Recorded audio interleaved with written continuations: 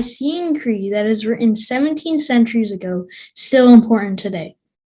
Very good question. Well, when you think about the Bible, you might say, I believe the Bible. But really, you don't just believe the Bible. You believe the Bible means something. You believe it means something, and you think that it doesn't mean other things. So we've already talked about Jesus. So say, we all here believe that the Bible teaches that Jesus is God. Therefore, we don't believe that the Bible teaches he is not God. So we might say, we don't just believe the Bible. We believe the Bible means something. We can tell people what the Bible means. Well, a creed is a way of summarizing what the Bible means on a number of different topics in a very helpful way. And it's helpful in a couple of ways. One, it's helpful because it allows Christians all over the world and also down through time to have a common account of what the Bible means.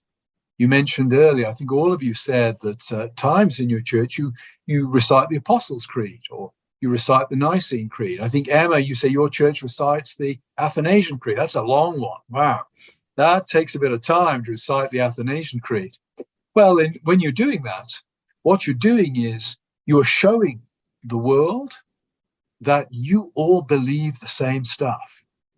You know, there are plenty of people out there who would say they believe the Bible. Jehovah's Witnesses believe the Bible, but they don't believe the same as you do. When you speak the creed together, you're letting the whole world know that you belong to this bigger body than your congregation. All Christians across time and space speaking the Nicene Creed are affirming their common faith. So that's the first thing. It allows us to express our common faith. Secondly, creeds allow for us to transmit the faith from one generation to another. How do I know that I believe the same thing that Christians have believed throughout history?